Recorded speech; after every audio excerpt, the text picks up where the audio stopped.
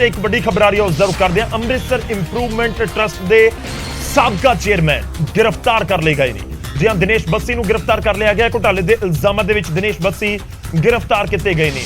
Vigilance ਨੇ ਦਿਨੇਸ਼ ਬੱਸੀ ਨੂੰ ਗ੍ਰਿਫਤਾਰ ਕੀਤਾ। ਟਰਸਟ ਦੇ ਵਿੱਚ ਉਹਨਾਂ ਦੇ ਕਾਰਜਕਾਲ ਦੌਰਾਨ ਘੁਟਾਲੇ ਦੇ ਇਲਜ਼ਾਮ ਲੱਗੇ। ਵਿਜੀਲੈਂਸ ਨੇ 17 ਹੋਰ ਫਾਈਲਾਂ ਦੀ ਵੀ ਛਾਣਬੀਨ ਕੀਤੀ ਹੈ। ਵਿਜੀਲੈਂਸ ਦਿਨੇਸ਼ ਬੱਸੀ ਤੋਂ ਪੁੱਛ ਪੜਤਾਲ ਕਰੇਗੀ। ਬੱਸੀ ਨੂੰ ਵੀਰਵਾਰ ਨੂੰ ਸਵੇਰੇ ਅੰਮ੍ਰਿਤਸਰ ਅਦਾਲਤ ਦੇ ਵਿੱਚ ਪੇਸ਼ ਕੀਤਾ ਜਾਵੇਗਾ। ਇੰਪਰੂਵਮੈਂਟ ਟਰਸਟ ਦੇ ਸਾਬਕਾ ਚੇਅਰਮੈਨ ਨੇ ਔਰ ਹੁਣ ਵਿਜੀਲੈਂਸ ਨੇ ਉਹਨਾਂ ਨੂੰ ਗ੍ਰਿਫਤਾਰ ਕਰ ਲਿਆ ਹੈ। ਕਾਬਿਲੇ ਗੌਰ ਵੀ ਹੈ ਕਿ ਲਗਾਤਾਰ ਗ੍ਰਿਫਤਾਰੀਆਂ ਦਾ ਸਿਲਸਿਲਾ ਜਾਰੀ ਹੈ। ਇੱਕ ਪਾਸੇ ਸਿਆਸਤਦਾਨ, ਦੂਜੇ ਪਾਸੇ ਜਿਹੜੇ ਵੱਡੇ ਪੁਲਿਸ ਅਧਿਕਾਰੀ ਨੇ ਉਹਨਾਂ ਦੇ ਉੱਤੇ ਵੀ ਸ਼ਿਕੰਜਾ ਕੱਸਿਆ ਜਾ ਰਿਹਾ ਹੈ। ਇਸ ਤੋਂ ਪਹਿਲਾਂ ਜੇਕਰ ਸਿਆਸਤਦਾਨਾਂ ਦਾ ਅਸੀਂ ਜ਼ਿਕਰ ਕਰੀਏ ਤਾਂ ਸਾਧੂ ਸਿੰਘ ਧਰਮਸੋਤ ਨੂੰ ਗ੍ਰਿਫਤਾਰ ਕਰ ਲਿਆ ਗਿਆ। ਸਾਬਕਾ ਕੈਬਨਿਟ ਮੰਤਰੀ ਨੇ ਉਹਨਾਂ ਨੂੰ ਇੱਕ ਘੁਟਾਲੇ ਦੇ ਇਲਜ਼ਾਮਾਂ ਦੇ ਵਿੱਚ, ਜੰਗਲਾਤ ਵਿਭਾਗ ਦੇ ਵਿੱਚ ਹੋਏ ਘੁਟਾਲੇ ਦੇ ਇਲਜ਼ਾਮਾਂ ਦੇ ਵਿੱਚ ਗ੍ਰਿਫਤਾਰ ਕੀਤਾ ਗਿਆ।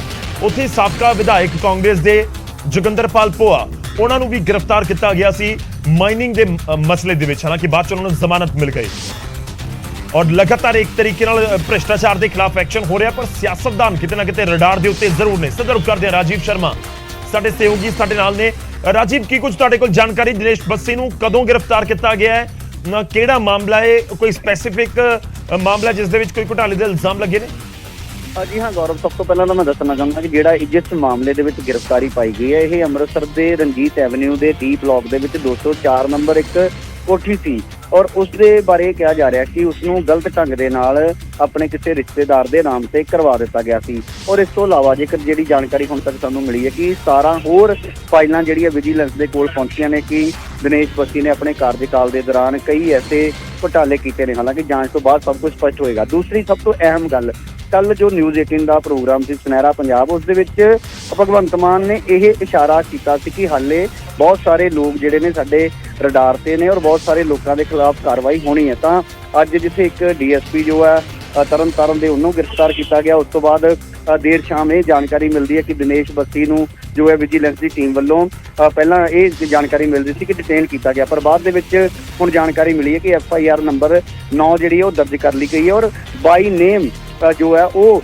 ਦਿਨੇਸ਼ ਬੱਸੀ ਦੇ ਉੱਪਰ ਕਾਰਵਾਈ ਕੀਤੀ ਗਈ। ਬਾਕੀ ਜਾਂਚ ਦੇ ਵਿੱਚ ਹੋਰ ਵੀ ਲੋਕਾਂ ਦੇ ਇਸ ਦੇ ਵਿੱਚ ਅਸੀਂ ਕਹਿ ਸਕਦੇ ਕਿ ਆਉਣ ਵਾਲੇ ਸਮੇਂ ਦੇ ਵਿੱਚ ਗ੍ਰਿਫਤਾਰੀਆਂ ਹੋ ਸਕਦੀਆਂ ਨੇ, ਕਿਉਂਕਿ ਜਾਣਕਾਰੀਆਂ ਮਿਲਦੀਆਂ ਨੇ ਕਿ ਜਦੋਂ ਦਿਨੇਸ਼ ਬੱਸੀ ਅੰਮ੍ਰਿਤਸਰ ਨਗਰ ਸੁਧਾਰ ਟਰਸਟ ਦੇ ਚੇਅਰਮੈਨ ਸੀ ਤਾਂ ਉਸ ਵੇਲੇ ਬਹੁਤ ਸਾਰੇ ਲੋਕਾਂ ਦੇ ਨਾਲ ਮਿਲ ਕੇ ਬਹੁਤ ਸਾਰੇ ਸਿਆਸਤਦਾਨ ਵੀ ਨੇ ਜਾਂ ਬਹੁਤ ਸਾਰੇ ਹੋਰ ਐਸੇ ਲੋਕ ਨੇ ਜਿਨ੍ਹਾਂ ਦੀਆਂ ਚਰਚਾਵਾਂ ਹੋ ਰਹੀਆਂ ਨੇ। ਹਾਲਾਂਕਿ ਜਦੋਂ ਵਿਜੀਲੈਂਸ ਦੀ ਕਾਰਵਾਈ ਅੱਗੇ ਵਧੇਗੀ ਤਾਂ ਉਹਨਾਂ ਦੇ ਨਾਮ ਵੀ ਸਾਹਮਣੇ ਆਉਣਗੇ। ਤਾਂ ਫਿਲਹਾਲ ਦੀ ਜਾਣਕਾਰੀ ਇਹੀ ਕਿ ਦਿਨੇਸ਼ ਬੱਸੀ ਨੂੰ ਵਿਜੀਲੈਂਸ ਵੱਲੋਂ ਗ੍ਰਿਫਤਾਰ ਕੀਤਾ ਗਿਆ। ਕੱਲ ਅਦਾਲਤ ਦੇ ਵਿੱਚ ਪੇਸ਼ ਕੀਤਾ ਜਾਏਗਾ ਔਰ ਲਾਜ਼ਮੀ ਤੌਰ ਤੇ ਪੁਲਿਸ ਰਿਮਾਂਡ ਦੀ ਮੰਗ ਕਰੇਗੀ ਔਰ ਉਸ ਤੋਂ ਬਾਅਦ ਜਿਹੜੀ ਪੁੱਛਗਿੱਛ ਹੋਏਗੀ ਉਸ ਦੇ ਵਿੱਚ ਹੋਰ ਖੁਲਾਸੇ ਵੀ ਹੋਣ ਦੀ ਪੂਰੀ ਉਮੀਦ ਹੈ। ਰਾਜੀਵ, ਇੱਕ ਹੋਰ ਛੋਟੀ ਚੀਜ਼ ਜਾਣਨੀ ਚਾਹੁੰਦਾ, ਕਈ ਕਾਂਗਰਸੀਆਂ ਦੇ ਉੱਤੇ ਸ਼ਿਕੰਜਾ ਕੱਸਿਆ ਗਿਆ। ਦਿਨੇਸ਼ ਬੱਸੀ ਦੇ ਜ਼ਰੀਏ ਕਿਸੇ ਦੇ ਉੱਤੇ ਸ਼ਿਕੰਜਾ ਕੱਸਣ ਦੀ ਕੋਸ਼ਿਸ਼ ਹੋ ਸਕਦੀ ਹੈ ਜਾਂ ਫਿਰ ਕੋਈ ਹੋਰ ਰਡਾਰ ਦੇ ਉੱਤੇ ਹੋ ਸਕਦਾ ਹੈ। ਦਿਨੇਸ਼ ਬੱਸੀ ਦਾ ਜੇਕਰ ਅਸੀਂ ਪੋਲੀਟੀਕਲ ਜਿਹੜਾ ਪਿਛੋਕੜ ਦੇਖੀਏ, ਜਿਸ ਤਰੀਕੇ ਨਾਲ ਉਹ ਐਕਟਿਵ ਰਹੇ ਨੇ ਪਿਛਲੇ ਕੁਝ ਸਾਲਾਂ ਦੇ ਵਿੱਚ।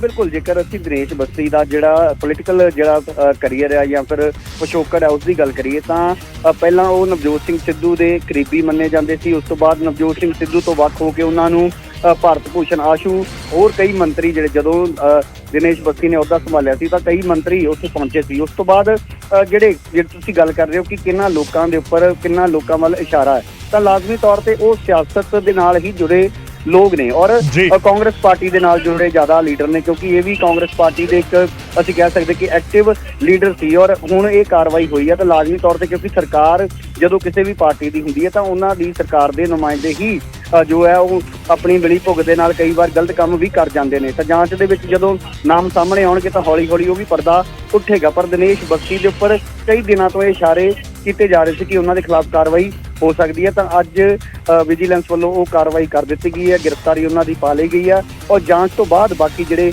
ਤੱਥ ਨੇ ਜਾਂ ਬਾਕੀ ਜਿਹੜੇ ਪਹਿਲੂ ਨੇ ਉਹਨਾਂ ਦੇ ਬਾਰੇ ਵੀ ਖੁਲਾਸੇ ਜਿਹੜੇ ਆਉਣ ਵਾਲੇ ਦਿਨਾਂ ਦੇ ਵਿੱਚ ਲਾਜ਼ਮੀ ਤੌਰ ਤੇ ਹੋਣਗੇ। ਜੀ ਸ਼ੁਕਰੀਆ ਰਾਜੀਵ, ਧੰਨਵਾਦ ਸਾਡੇ ਨਾਲ ਜੁੜਨ ਦੇ ਲਈ। ਇਸ ਪੂਰੀ ਗੱਲਬਾਤ ਲਈ ਤਾਂ ਅੰਮ੍ਰਿਤਸਰ ਇੰਪਰੂਵਮੈਂਟ ਟਰਸਟ ਦੇ ਸਾਬਕਾ ਚੇਅਰਮੈਨ ਗ੍ਰਿਫਤਾਰ ਕਰ ਲਏ ਗਏ ਨੇ। ਦਿਨੇਸ਼ ਬੱਸੀ ਕਦੇ ਸਿੱਧੂ ਦੇ ਕਰੀਬੀ ਰਹੇ ਸੀ, ਪਰ ਸਿੱਧੂ ਥੋੜਾ ਜਿਹਾ ਵੱਖ ਹੋ ਕੇ ਕਈ ਕਾਂਗਰਸੀ ਮੰਤਰੀ ਹੋਰ ਉਹਨਾਂ ਦੇ ਕਰੀਬ ਹੋ ਗਏ। ਫਿਲਹਾਲ ਵਿਜੀਲੈਂਸ ਦੀ ਗਿਰਫਤ ਦੇ ਵਿੱਚ ਨੇ, ਸਲਾਖਾਂ ਦੇ ਪਿੱਛੇ ਨੇ। ਹੁਣ ਅੰਮ੍ਰਿਤਸਰ ਅਦਾਲਤ ਦੇ ਵਿੱਚ ਪੇਸ਼ ਕਰਕੇ ਰਿਮਾਂਡ ਦੀ ਮੰਗ ਵਿਜੀਲੈਂਸ ਲਾਜ਼ਮੀ ਤੌਰ ਤੇ ਕਰੇਗੀ। ਇੱਕ ਹੋਰ ਵੱਡੀ ਖਬਰ ਇਸ ਸਮੇਂ ਭ੍ਰਿਸ਼ਟਾਚਾਰ ਮਾਮਲੇ ਨਾਲ ਹੀ ਜੁੜੀ ਹੋਈ ਫਰੀਦਕੋਟ ਦਾ ਡੀਐਸਪੀ ਗ੍ਰਿਫਤਾਰ ਕਰ ਲਿਆ ਗਿਆ। ਡਰੱਗ ਸਪਲਾਇਰ ਦੇ ਨਾਲ ਡੀਲ ਕਰਨ ਦੇ ਇਲਜ਼ਾਮ ਨੇ।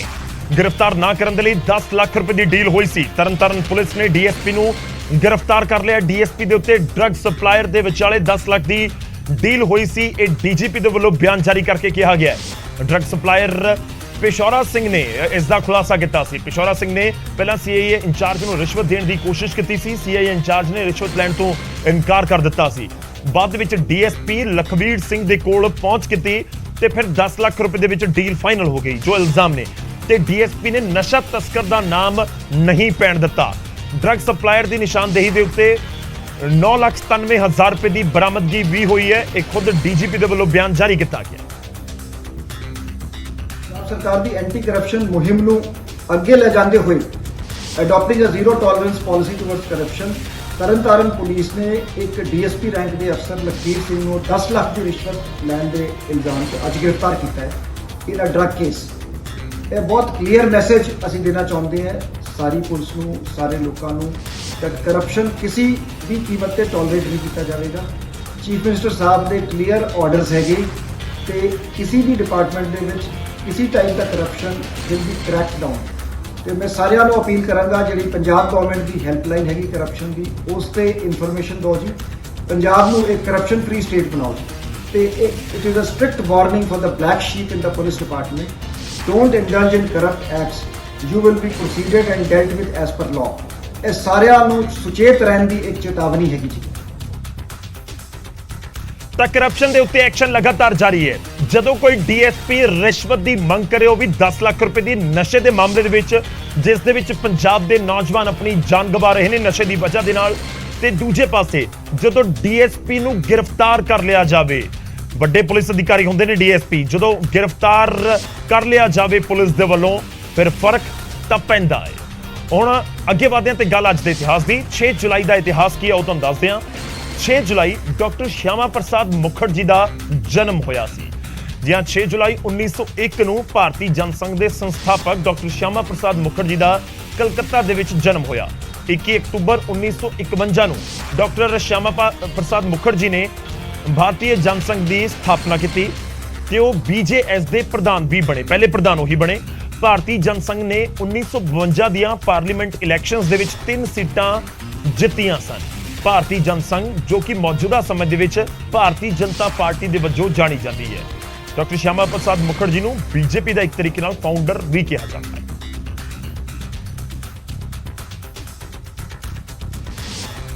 ਫਰਕ ਤਾਂ ਪੈਂਦਾ ਦੇ ਵਿੱਚ ਵੇਲਾ ਹੋ ਚਲਾ ਇੱਕ ਛੋਟੇ ਜਿਹੇ ਬ੍ਰੇਕ ਦਾ। ਵਾਪਸ ਆਵਾਂਗੇ ਕੁਝ ਹੋਰ ਖਬਰਾਂ ਦੇ ਨਾਲ।